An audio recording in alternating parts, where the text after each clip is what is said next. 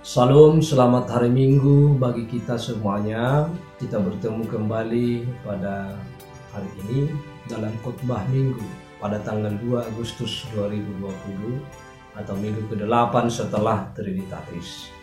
Semoga kita semuanya dalam keadaan baik dan terus mengandalkan Tuhan. Sebelum kita mendengar firman Tuhan, marilah kita berdoa. Tuhan Allah Bapa kami yang di surga, kami akan mendengar firman-Mu. Penuhilah hati kami dengan Roh-Mu yang kudus, sehingga firman-Mu dapat kami lakukan dalam hidup kami. Dalam nama Yesus. Amin. Saudara-saudara yang kami kasihi dalam Kristus Yesus, firman Tuhan bagi kita diambil dari kitab Keluaran pasal 23 ayat 1-9. Demikian firman Tuhan. Janganlah engkau menyebarkan kabar bohong. Janganlah engkau membantu orang yang bersalah dengan menjadi saksi yang tidak benar. Janganlah engkau turut-turut kebanyakan orang melakukan kejahatan, dan dalam memberikan kesaksian mengenai sesuatu perkara, janganlah engkau turut-turut kebanyakan orang membelokkan hukum. Juga janganlah memihak kepada orang miskin dalam perkaranya. Apabila engkau melihat lembu musuhmu atau keledainya yang sesat, maka segeralah kau kembalikan binatang itu. Apabila engkau melihat rebah keledai musuhmu karena berat bebannya, maka janganlah engkau enggan menolongnya. Haruslah engkau rela menolong dia dengan membongkar muatan keledainya. Janganlah engkau memperkosa hak orang miskin di antaramu dalam perkaranya. Haruslah engkau jauhkan dirimu dari perkara dusta. Orang yang tidak bersalah dan orang yang benar tidak boleh kau bunuh, sebab aku tidak akan membenarkan orang yang bersalah. Suap janganlah kau terima, sebab suap membuat buta mata orang-orang yang melihat dan memutarbalikkan perkara orang-orang yang benar.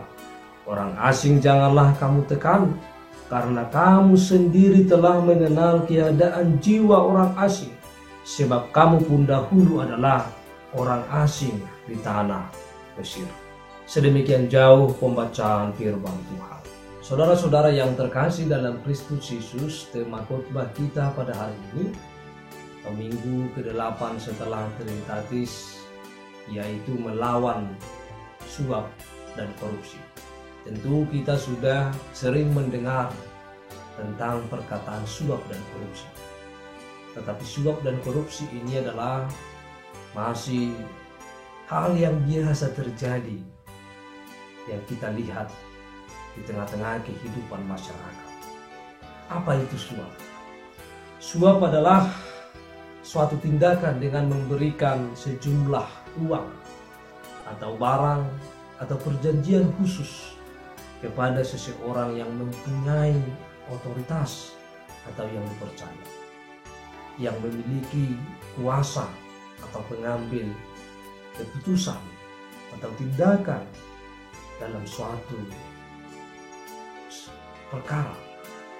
Maka sering orang memberikan suap untuk mempermudah, memperlancar segala urusan di tengah-tengah kehidupan di dunia ini.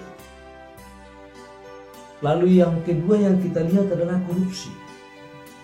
Korupsi adalah tindakan seseorang yang menyalahgunakan kepercayaan dalam suatu masalah atau organisasi untuk mendapatkan keuntungan. Ini adalah korupsi. Ada suatu tindakan yang menyalahgunakan kepercayaan atau menyalahgunakan jabatan, menyalahgunakan kedudukan atau menyalahgunakan kepercayaan yang dipercayakan kepada kita, sehingga dari jabatan itu memperoleh keuntungan-keuntungan yang seharusnya bahwa itu adalah bukan haknya, tetapi diterima atau diambil sebagai suatu tindakan yang mendatangkan keuntungan, walaupun hal itu adalah tidak seharusnya menjadi begitu.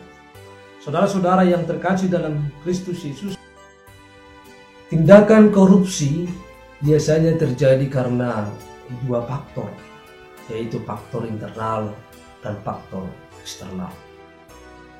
Faktor internal adalah sifat atau perilaku yang berasal dari dirinya sendiri, yang berasal dari pribadinya. Sehingga dalam kepribadian itu ada sesuatu memiliki atau menginginkan kebutuhan lebih, atau merasa selalu kurang, atau yang sering dinamakan adalah bersifat tamak. Tamak itu artinya adalah berarti ada suatu keinginan melebihi apa yang kita butuhkan, menginginkan kebutuhan lebih, dan dalam kehidupan ini selalu merasa kurang. Walaupun sudah memiliki banyak harta, sudah memiliki banyak uang, tetapi selalu masih kurang. Sehingga mencari harta dan uang di tengah-tengah dunia ini. Lalu yang selanjutnya adalah dari faktor internal ini ada gaya hidup yang konsumtif. Ada gaya hidup yang konsumtif yang artinya bahwa pendapatan lebih rendah dari pengeluaran atau pendapatan tidak seimbang dengan pengeluaran. Selalu ingin berbelanja misalnya, atau selalu ingin memiliki sesuatu dengan membelanjakan sesuatu. Ada gaya hidup yang konsumtif sehingga terjadilah pembengkakan pengeluaran atau pengeluaran lebih besar dari pendapatan. Ini adalah salah satu faktor internal yang menyebabkan terjadinya korupsi. Lalu yang kedua adalah faktor eksternal yang dapat kita lihat adalah bisa dipengaruhi oleh banyak hal. Apakah itu karena faktor politik, faktor hukum, atau karena perekonomian, atau karena organisasi, dan sebagainya. Banyak sekali faktor eksternal di dalam kehidupan ini. Misalnya karena faktor politik, bahwa demi kepentingan, demi tercapainya sesuatu yang kita inginkan, yang diinginkan oleh manusia, maka berbagai cara dilakukan tanpa melihat apakah cara itu benar atau tidak. Dan yang selanjutnya juga adalah bisa karena faktor hukum. Untuk membebaskan kita dari hukuman atau dari pengadilan, maka bisa jadi orang memberikan sesuatu, menyuap atau meminta, menerima suap yang disebut dengan korupsi. Dan juga korupsi ini adalah bisa disebabkan oleh karena faktor perekonomian. Ekonomi akan mempengaruhi kita. Siapa yang memiliki uang bisa jadi memberikan uang kepada orang lain, dan ada orang yang menyuap dan ada orang yang menerima, yang dinamakan dengan korupsi. Dan juga bisa karena faktor organisasi. Maka berbagai hal faktor yang kita lihat dalam faktor eksternal yang membuat seseorang, yang membuat manusia bisa jatuh kepada korupsi. Oleh karena itu bahwa korupsi ini adalah hal yang tidak dikehendaki oleh Tuhan dalam kehidupan kita. Saudara-saudara yang terkasih dalam Kristus Yesus, itulah tadi penjelasan tentang suap dan korupsi.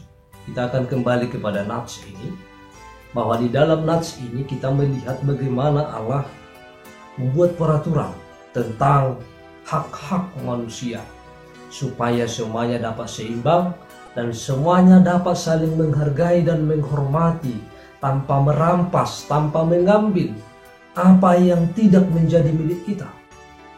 Tetapi mari kita selalu dalam kehidupan kita, apa yang menjadi milik kita itulah kita syukuri dan kita gunakan, kita pakai di dalam kehidupan kita. Ada 9 larangan yang disampaikan oleh firman Tuhan pada hari ini dalam kehidupan kita, bagi kehidupan bangsa Israel, dan juga sangat relevan juga dalam kehidupan kita pada saat ini. Yang pertama yang dilarang oleh Allah dalam firman ini adalah jangan menyebarkan kabar bohong. Atau yang sering juga kita dengar pada saat ini adalah berita hoax. Kabar yang disampaikan tidak benar. Nah, kabar yang tidak benar ini adalah akan membuat masalah, akan membuat kericuhan, akan membuat pertengkaran antara yang satu dengan yang lain. Sehingga keributan akan terjadi, permasalahan akan semakin besar. Dan ini adalah hal yang dilarang oleh Tuhan, yang tidak dikehendaki oleh Tuhan dari kehidupan kita. Sering kita mendengar dan mengatakan sesuatu, padahal bahwa hal itu belum tentu terjadi. Atau kita belum jelas mendengar berita, tetapi kita sudah harus dan kita sudah langsung sampaikan kepada orang lain. Ini adalah bagian dari berita bohong. Jangan menyebarkan. Saudara-saudara yang terkasih, orang yang menyampaikan dan orang yang mendengar berita bohong, bahwa keduanya adalah sama-sama bersalah di hadapan Allah. Maka yang menerima dan yang menyebarkan adalah sama-sama akan dapat dipengaruhi oleh perkataan itu sendiri. Sehingga jangan suka menyebarkan berita bohong, dan jangan suka juga mendengar, terlalu percaya kepada berita yang belum jelas, berita yang belum benar-benar terjadi.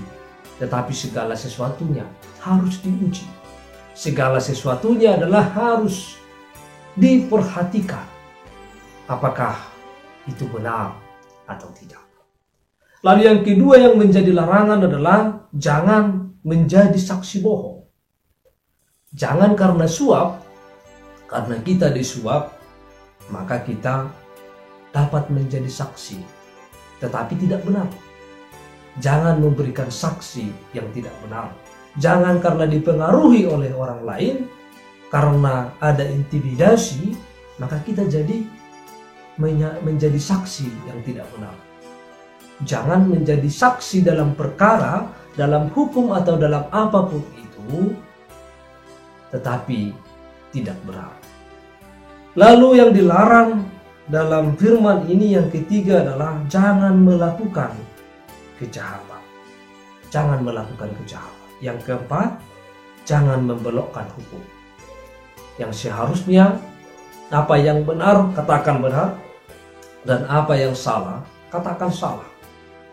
Maka hukum, biarlah hukum yang berbicara, tetapi jangan membelokkan hukum. Jangan yang benar menjadi salah atau yang salah menjadi benar karena suap dan korupsi. Oleh karena itu bahwa hukum harus selalu ditegakkan. Hukum harus selalu ditegakkan dalam kehidupan kita. Hukum itu harus berjalan dengan seadil-adilnya. Maka hukum itu tidak bisa dipengaruhi oleh situasi, dan hukum itu tidak bisa dipengaruhi oleh uang, tidak bisa dipengaruhi oleh penguasa atau yang memiliki otoritas. Semuanya hal ini tidak dapat mempengaruhi hukum. Itu yang harusnya terjadi. Tetapi sering terjadi bahwa hukum bisa belok, hukum bisa tidak tegak karena uang, dan karena harta, dan karena kekuasaan. Lalu yang dilarang juga dalam firman ini adalah jangan memihak kepada orang miskin dalam perkaranya. Jangan memihak orang miskin dalam perkaranya. Di ayat 3 tadi dikatakan,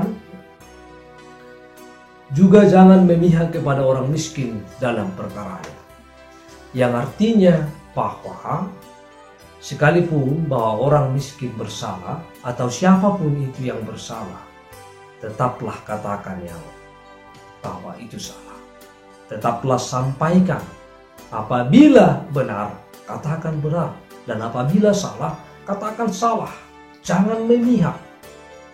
Apakah ini miskin atau kaya? Jangan memihak. Tetapi harus benar-benar seimbang, harus benar-benar adil. Lalu yang selanjutnya adalah jangan memperkosa hak orang lain. Jangan karena kita memiliki kuasa, jangan karena kita memiliki otoritas, maka kita memperkosa hak orang lain. Yang seharusnya hak orang lain tidak bisa kita ambil.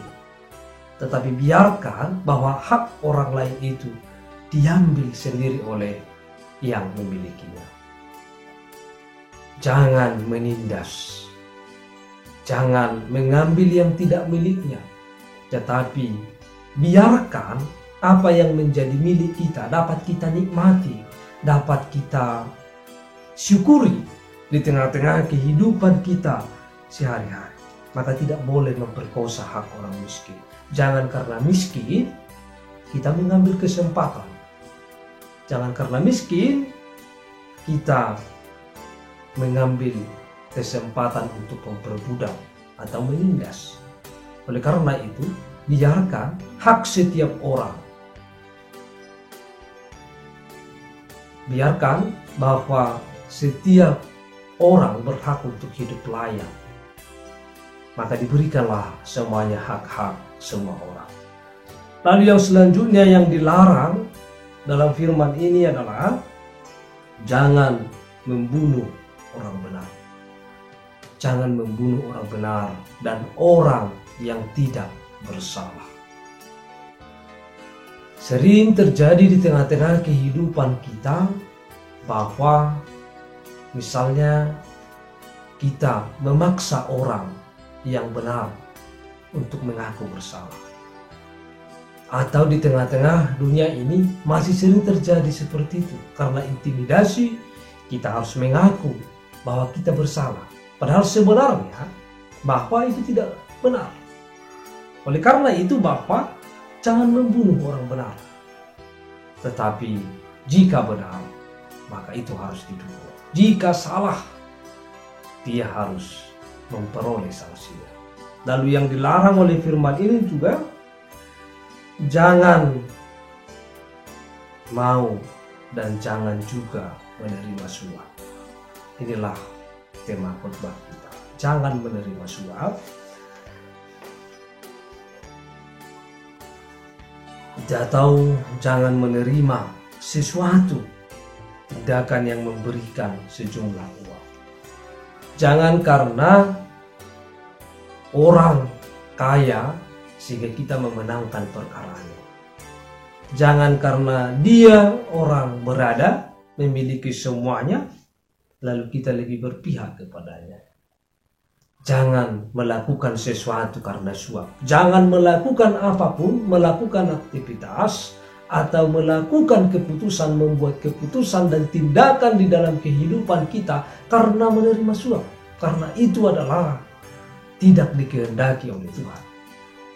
Saudara-saudara yang terkasih dalam Kristus Yesus, yang selanjutnya dikatakan, jangan menekan orang asing.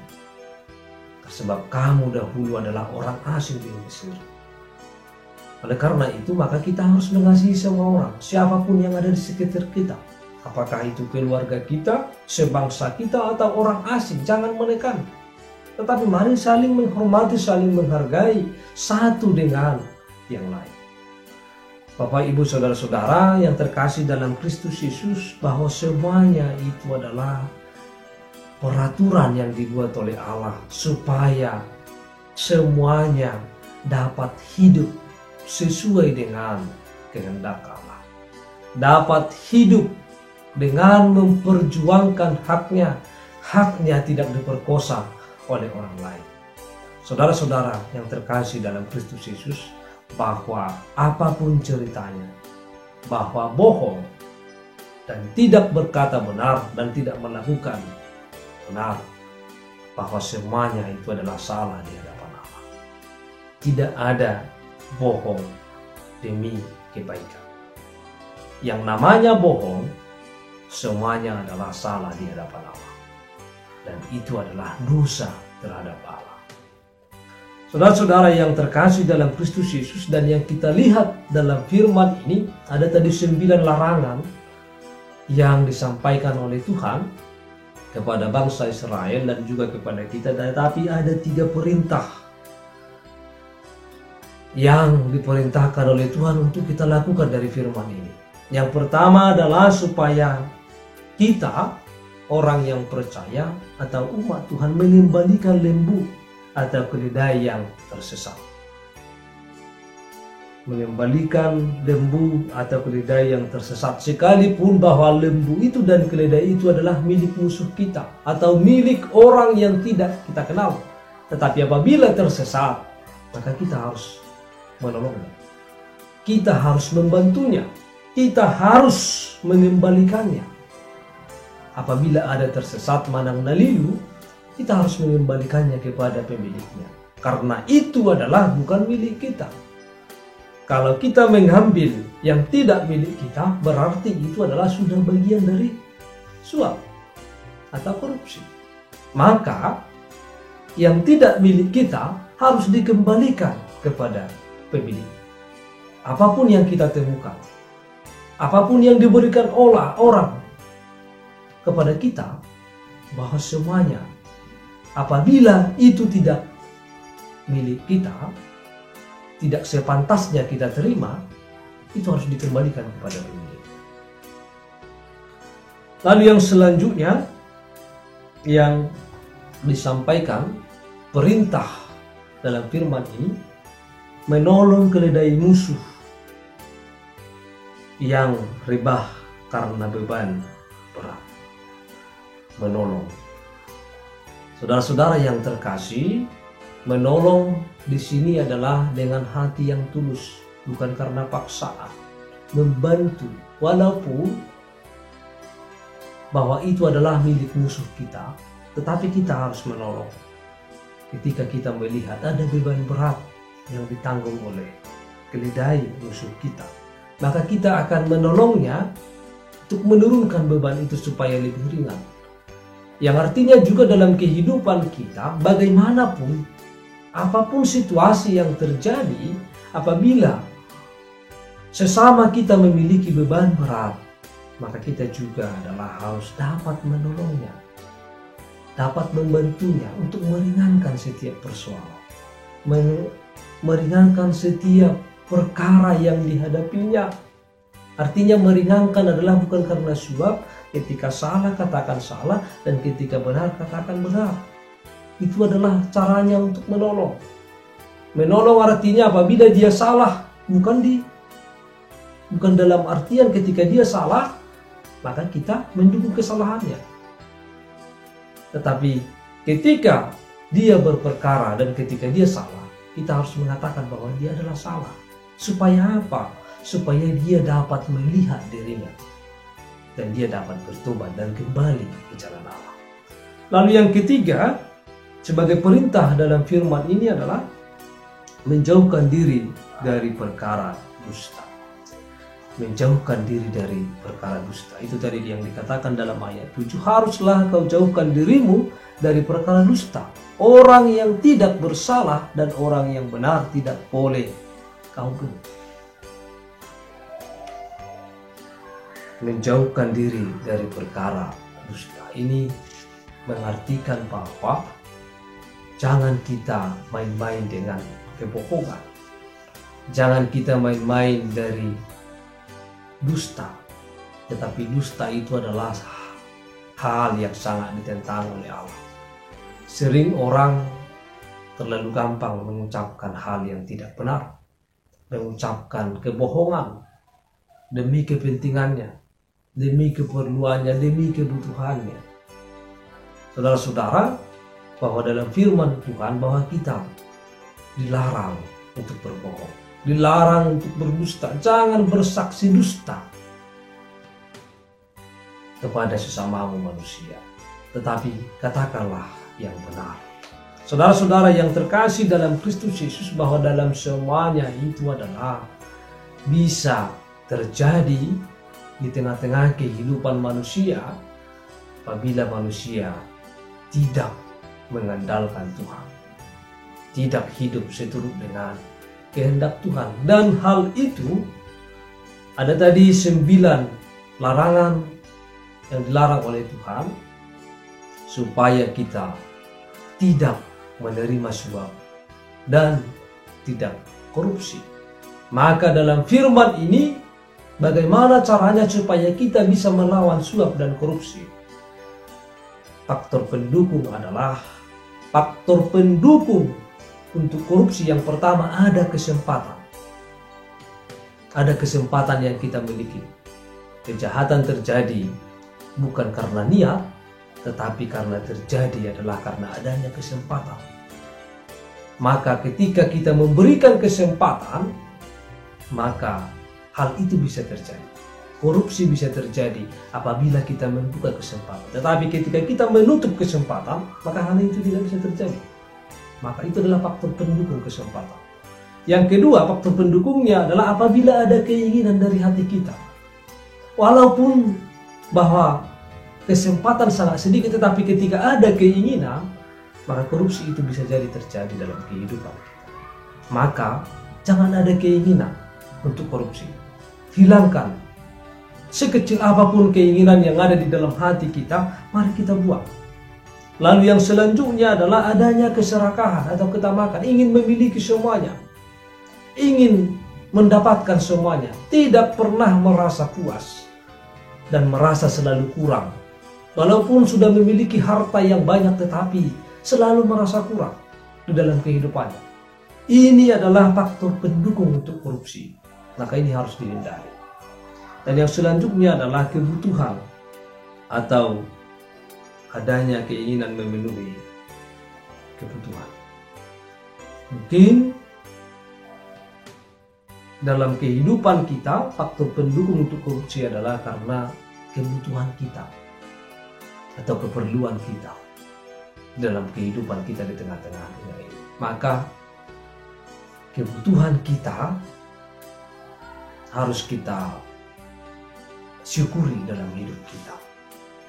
Bagaimanapun berkat Tuhan harus kita syukuri. Saudara-saudara yang terkasih dalam Kristus Yesus, bagaimana caranya melawan suap dan korupsi? Menurut firman ini dan menurut penjelasan tadi bahwa ada beberapa hal yang harus kita miliki supaya kita memiliki iman, supaya kita bisa melawan suap dan korupsi. Orang yang tidak beriman kepada Tuhan pasti tidak mampu melawan suap dan korupsi. Maka yang harus dimiliki adalah mari kita memiliki iman yang teguh kepada Tuhan. Mari kita memiliki iman yang teguh kepada Tuhan dengan terus menyerahkan kehidupan kita kepada Tuhan, dengan terus belajar akan firman Tuhan, belajar untuk melakukan firman Tuhan dalam kehidupan kita, belajar mengenal Tuhan, belajar mengintrospeksi diri, dan belajar untuk selalu menyerahkan, mengandalkan Tuhan dalam kehidupan kita. Maka kita dapat melawan suap dan korupsi. Dan yang kedua adalah bahwa kita harus memiliki integritas, memiliki jati diri, dan mampu berani mengatakan apa yang salah dan benar. Berani mengatakan salah ketika salah dan berani mengatakan benar ketika benar. Maka kita harus memiliki jati diri, memiliki kepribadian, tidak digoyang-goyang. Ketika salah katakan salah dan ketika benar katakan benar. Itu adalah cara kita untuk melawan korupsi, melawan suap dan korupsi. Lalu yang selanjutnya, bahwa kita harus selalu bersyukur dalam kehidupan kita.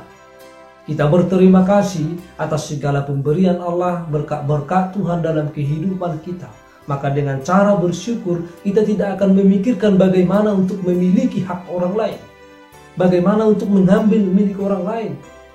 Ketika kita selalu bersyukur kepada Tuhan, maka kita akan mensyukuri setiap pemberian Allah, setiap anugerah Allah. Apa yang kita dapatkan hari ini, kita syukuri dan kita nikmati. Sehingga suap dan korupsi itu tidak akan terjadi dalam kehidupan kita. Lalu yang selanjutnya adalah yang terakhir, bahwa kita bisa berbagi kepada orang lain. Apa yang kita miliki, kita belajar untuk berbagi kepada orang lain.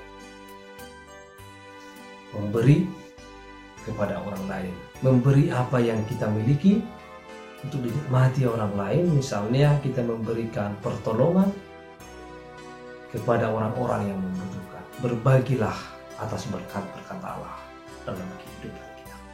Oleh karena itu, saudara-saudara yang terkasih dalam Kristus Yesus, mari kita semuanya melawan suap dan korupsi dengan iman yang kuat, dengan bersyukur, dengan memiliki integritas, dengan berbagi kepada sesama kita. Selamat hari Minggu, Tuhan Yesus memberkati. Mari kita berdoa. Tuhan Allah Bapa kami yang di surga, kami telah mendengar firman-Mu.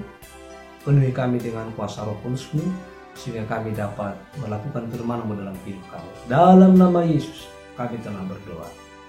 Amin.